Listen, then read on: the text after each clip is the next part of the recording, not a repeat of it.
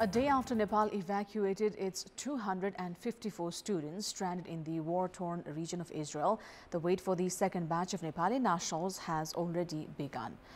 Even as all the media attention was drawn towards the Israel-Gaza conflict, the Indian Prime Minister Narendra Modi quietly visited a Nepali village in the Kalapani area, which has now been claimed and occupied by India for decades.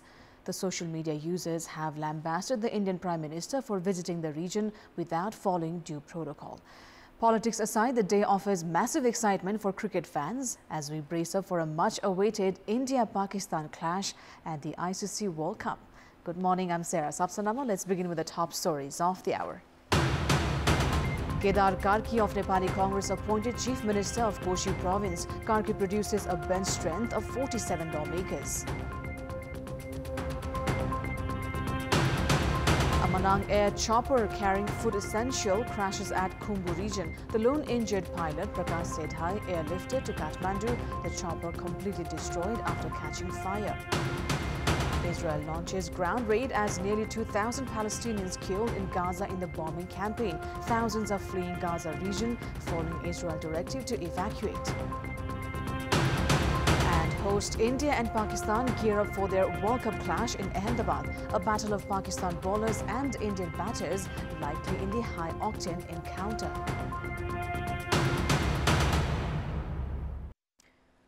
An additional 200 Nepali nationals have expressed their desire to return home from war-torn Israel following the rescue of 254 Nepali students earlier yesterday. The government had prioritized evacuation of students through the chartered flight of Nepal Airlines. The other Nepali nationals, including students who are still in Israel, have expressed concern, saying that the nature of attack by Hamas militants had been changing compared to initial days. The Nepalese embassy in Israel has said it is coordinating with concerned authorities to safely return those willing to return to Nepal. The embassy had called on those interested to fill in the forms, and it has so far received around 500 applications. The Non-Resident Nepalese Association, Israel, has meanwhile called for calm, saying that the situation had changed compared to previous days and that the attacks by Hamas had been limited to rockets. The government and Israeli authorities are still searching for the missing Nepali national, Bipin Joshi, who has now been described a real hero for risking his own life to save the life of other Nepali students. 10 Nepali students had died in the attack launched by Hamas militants on Saturday morning.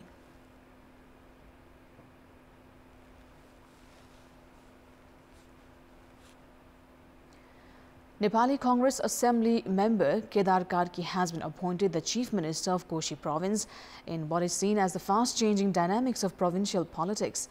Karki achieved the required 47-member majority during the verification of support signatures, in fact, conducted by Koshi Province Chief Parsuram Khapung earlier this morning. Koshi Province Chief Parsuram Khapung earlier today started verifying the signatures of the assembly members after two candidates, CPN Maoist Centre's Indra Bahadur Angbo and Nepali Congress member Kedar Karki, had staked their claim for the province chief minister with matching 47 bench strength.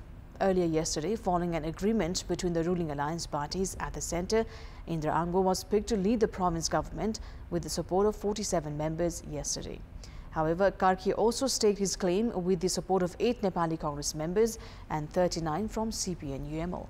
This forced a meeting of Nepali Congress with Work Execution Committee at Party President Shermadhu Dewa's residence. In what was seen as fast-changing political equation, it was decided to support the candidacy of Karki to eliminate any chance for CPN-UML's strategy to be back in the government. Prior to the meeting, the Work Execution Committee Congress Chief Dewa had held a meeting with Prime Minister and CPN Maoist Centre Chair Pushpa Kamal Dahal. The Kathmandu District Court has sent Rahul Mahara, the son of former Speaker Krishna Madhur Mahara, to judicial custody as the police continues with investigation into the smuggling of gold concealed in electric cigarettes. The verdict was handed by a single bench of District Court Judge Dandapani Sharma yesterday. Sharma, however, allowed for a bail to another defendant, Lokendra Podal, against 500,000 rupees. The District Government Attorney's Office, Kathmandu, on Tuesday this week had filed a case of organized crime and for violation of Customs Act against 4 individuals, including Mahara Jr. and Podel. The third defendant, Dawa Chiring, who is a Belgian national of Chinese origin, is already in police custody for alleged involvement in 60 kilograms gold smuggling. The fourth alleged in the vape scandal, Nima Chiring, has been on the run.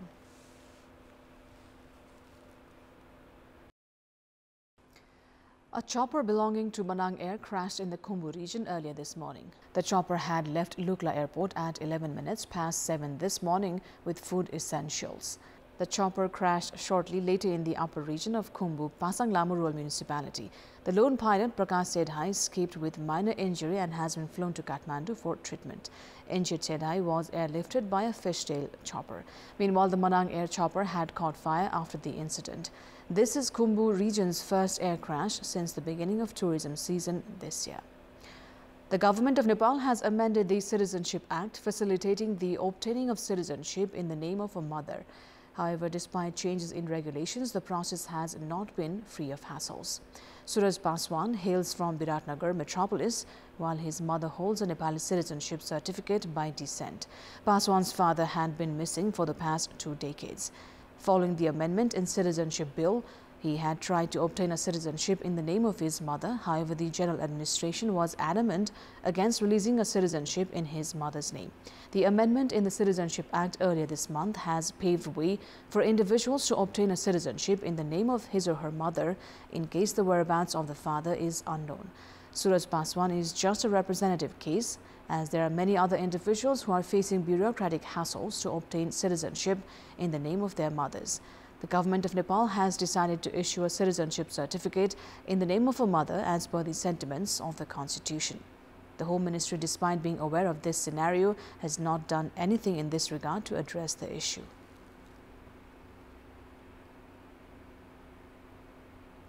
It's time now for our segment Public Pulse, where you text us with your opinion. The question is, why are there complications in obtaining citizenship certificate in the name of a mother despite formation of laws? Your options are A, procedural hassles, B, non-cooperating officials, and C, lack of information. The voting is on. Type NEWS, select your option A, B or C and send it to 34001 to share your opinion with us. Now, in our Public Voice segment, we've asked people in several provinces what should be done to raise the number of tourist spots. Let's take a look at what they had to say.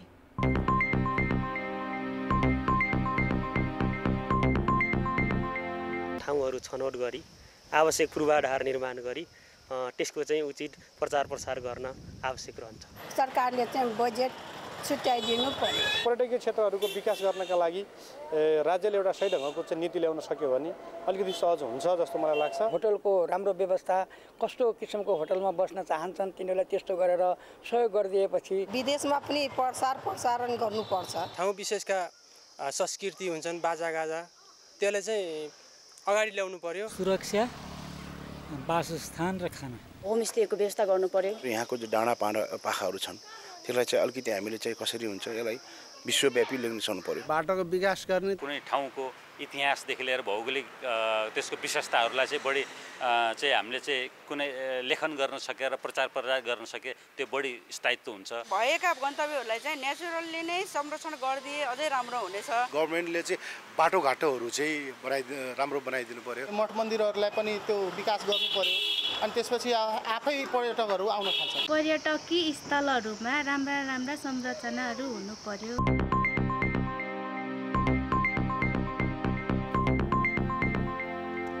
It's time now for international update.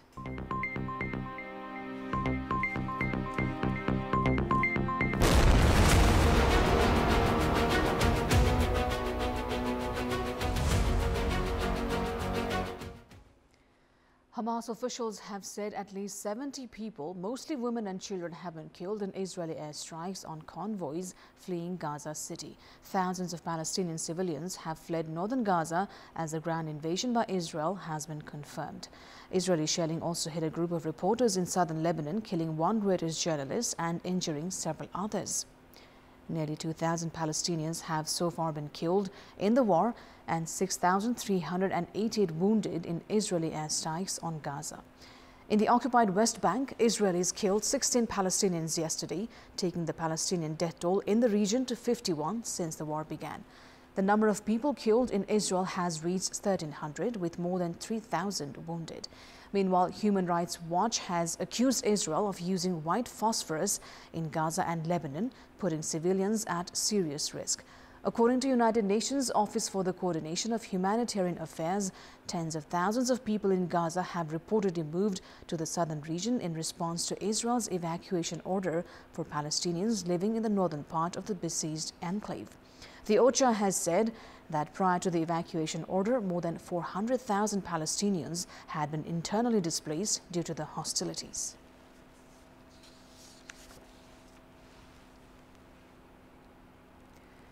New Zealanders are voting today in a general election that could see Prime Minister Chris Hipkins continue Labour's reign for another 3 years, or a shift to the Conservatives led by Christopher Luxon. Labour Party leader Hipkins, who is 45 years old, and National Party leader Luxon, who is 53, are facing off to form the country's 54th parliament. Doors to polling booths opened at 9 a.m., although over 1 million voters have already cast their votes.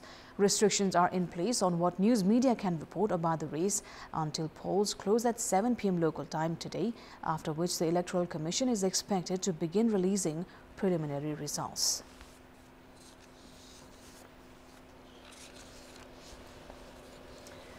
Jim Jordan has won the Republican nomination to lead the U.S. House of Representatives, but the hardline conservative appeared to be well short of the support he would need to seize the Speaker's gavel. In an initial vote, Jordan won the endorsement over Austin Scott, a Georgia lawmaker who has kept a relatively low profile in his 12 years in Congress. The vote was 124 against 81. Republican infighting has left the House paralyzed for close to 2 weeks as lawmakers have deadlocked over a successor to Kevin McCarthy, who was forced out by a small group of Republican insurgents on 3rd of October.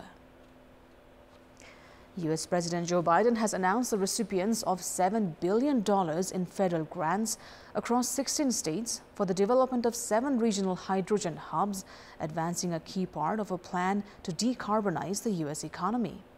The announcement of the funding to boost manufacturing and blue-collar jobs was held in Pennsylvania, a state that could decide the 2024 presidential election, underscoring the power Biden wields as he spends the upcoming months doling out money flowing from his landmark pieces of legislation that remain largely unknown to large swaths of the American public. The 7 proposed hubs involving companies ranging from ExxonMobil to Amazon were selected, with their projects spanning 16 states from Pennsylvania to California. The program is intended to jumpstart the production of clean hydrogen, along with the infrastructure needed to get it to industrial users like steel makers and cement plants. Hydrogen is produced by electrolyzing water, and the fuel can be considered clean or low emission if it is produced using renewable energy, nuclear energy, or natural gas with carbon capture technology attached. That is all for the moment. Thank you for watching. Bye for now.